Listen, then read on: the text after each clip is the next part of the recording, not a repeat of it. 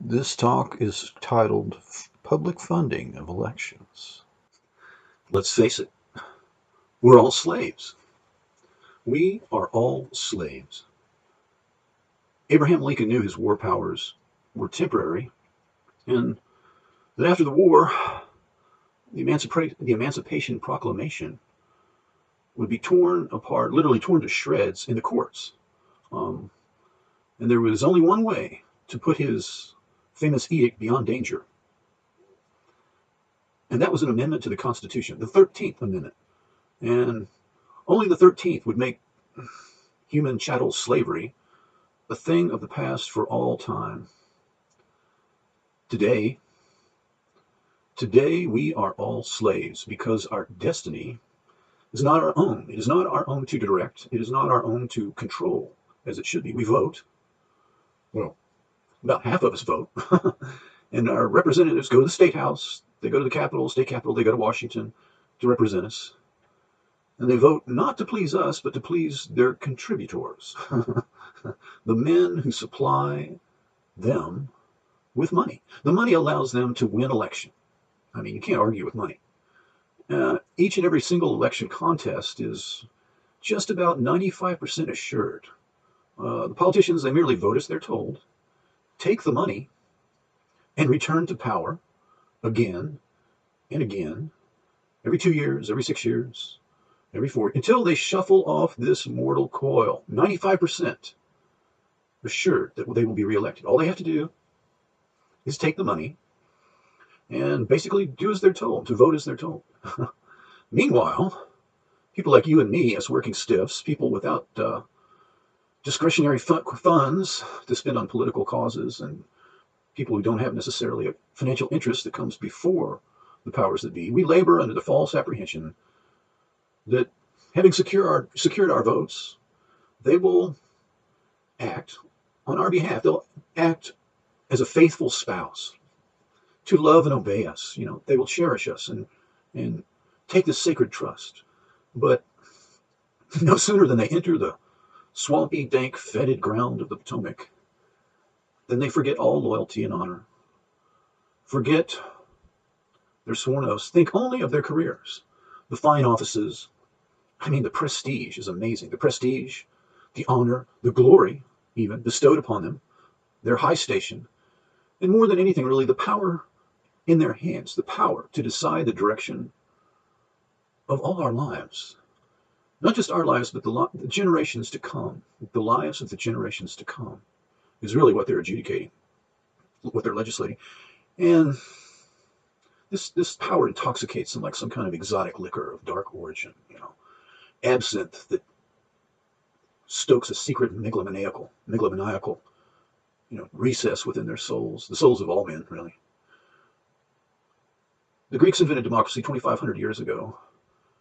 And if they were alive today, they would take one glance at our system of government, just a casual sideways glance. They would look at us and shake their heads and condemn our democracy with a single word: oligarchy, ruled by the wealthy and powerful elite. And we, you and me, are slaves to their every whim. Someone I really admired, the late, great Molly Ivins, studied the Texas state legislature for many years. I mean, my mom worked in the Texas state legislature.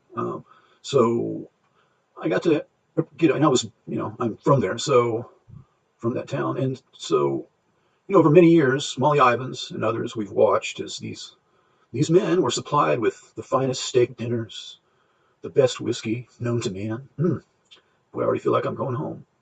Actually, it was barbecue brisket, probably. Supplied them with the most beautiful young women to be found in all the land. I've actually met them and talked to them, so this is not conjecture. And after having enjoyed all the perks, all the goodies and gifts that power and money can buy, these fortunate men, they would descend upon the floor of the state legislature, onto the floor of the House, and vote.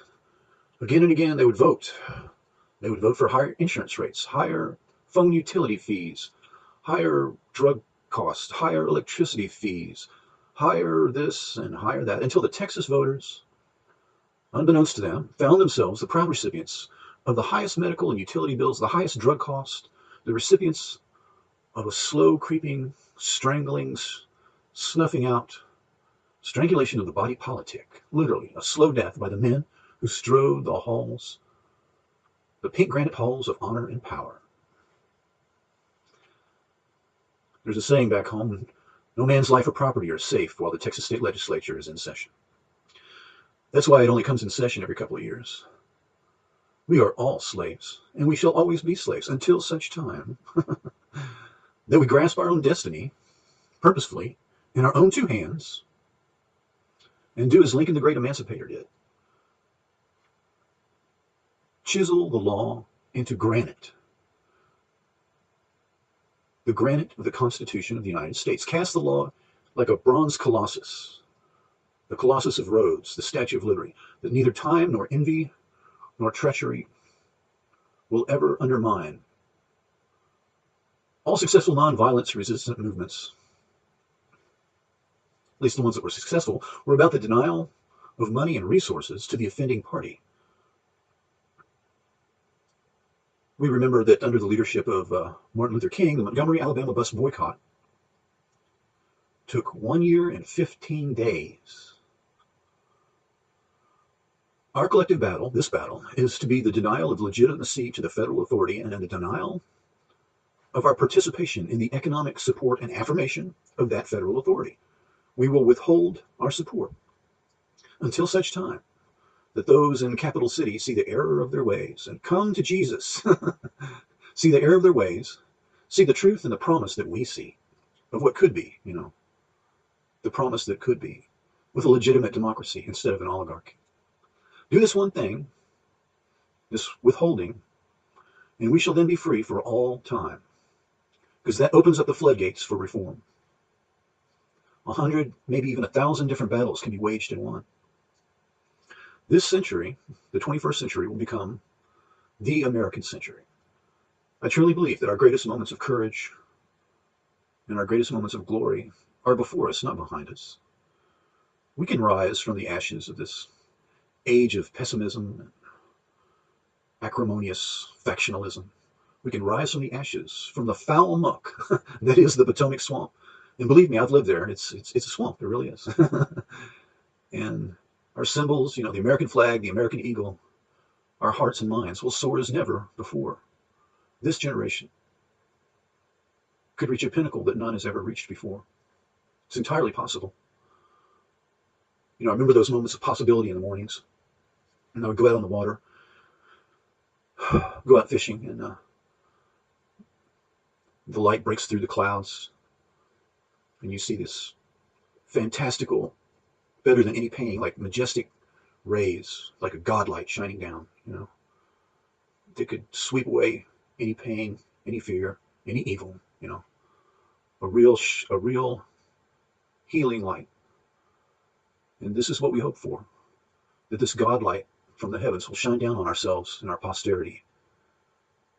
We do ordain and establish this Constitution to provide for the common defense, promote the general welfare for ourselves and our posterity.